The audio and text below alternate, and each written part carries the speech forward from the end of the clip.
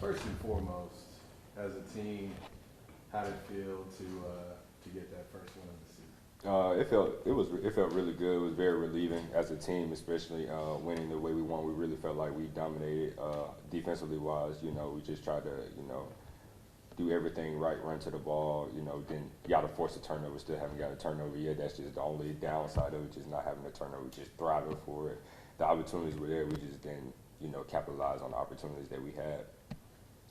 With DB unit, there's been a lot of guys in and out throughout the secondary. So kind of how is the group as a whole coming together? I think that's just a testament to our experience. We got a lot of experienced players, and we have a lot of younger guys and then just transfers just come in that can contribute. If somebody gets tired, somebody else goes in. So I feel like that's just a testament to just competition in the room. Nobody's spot is safe.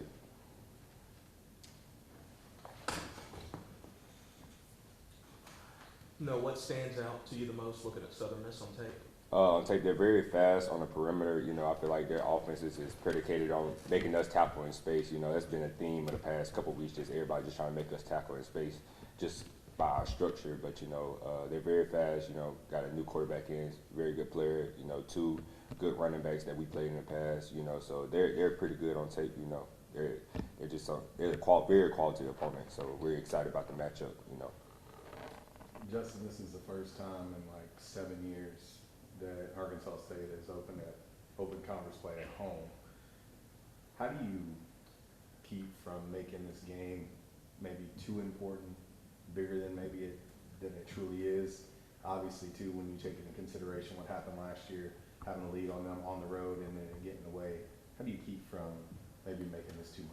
You always, go back. You don't want to let history repeat itself. So that's been really the thing. Just, this year, last year, whatever happened, you can only learn from that. You can't waste a failure. So that's one thing we've been preaching all offseason, just not wasting a failure. And that's what we've been preaching all. We just don't let history repeat itself. And we know what it takes to win this game, and we know it's going to take 4 quarters of physical football to beat this opponent. Courtney, for you, I wanted to ask you this since you got here. You seem to be extremely calm in punt return when you've got 11 guys bearing down on you. Just kind of talk about that feeling and how important, obviously, ball security is because you're extremely sure-handed in that position. But talk about just your role in the punt return. Yeah, well, ultimately, the goal for a punt return is just receiving the ball. So that's number one goal. But I feel like I'm dangerous back there, and I have faith in those guys, those 10 other guys in front of me blocking, and really, it's all them.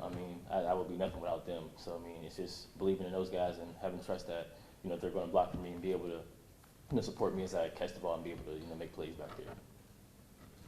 Haven't had a chance to ask you, just going through that portal process, what made you choose A-State? What really attracted you to the Red Wolves during just this whole kind of recruiting portal process? Yeah, the portal was crazy. I think a lot of things attracted me to A-State.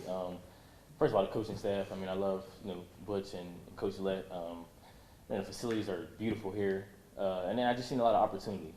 Like how last year went. I wasn't here, but obviously I've learned about it, and I think there's a lot of opportunity here, and there's a lot of opportunity for me to be successful here. So that's why I ultimately chose A-State. Just going back to the punt return, do you guys feel like you're close as a unit to breaking one? Yeah, Memphis game. I was sure we were gonna get one. Last week we kind of had a rugby punter, so it's tough when they sit there and hold the ball. But I think we're 1 man away, literally. And then just one more. Offensively, like I said, it's been a little bit up and down for yourself. Like I said, obviously you've had some big moments, but then kind of had some games, like especially in Memphis, where we didn't really see much of you. So how have you been, just trying to get yourself more acclimated, where you're more consistent with the offense?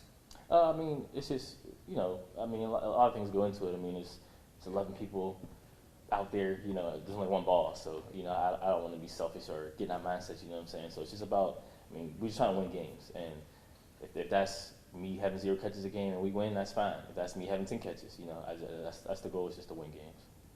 As a unit, how did it feel to finally put points on the board after a couple weeks of just putting up 3, and then as an individual, finding that end zone for the first time in your Red Bulls career? Yeah, it was great. And I think, we needed that as a unit. We had a lot of success during camp, and I think, those first 2 games, it kind of just, confidence kind of went back a little bit, but I think we needed a game like that just to feel the success and get a taste of it and understand how we can move the ball, and we can be a successful offense. Just got one more, but just as far as the quarterbacks, you know, obviously with a lot of guys been in and out, 3 different quarterbacks so far this year. Is that difficult for the receivers playing with different guys like that, or you guys feel confident with all of them? I mean, yeah, not really. I mean, look, we practice with all 3, so I mean, it's nothing new. Like when you see a new quarterback, it's new to us. And ultimately, our job is just to catch the ball and make plays. So it doesn't matter really who's throwing to us as long as we're making plays.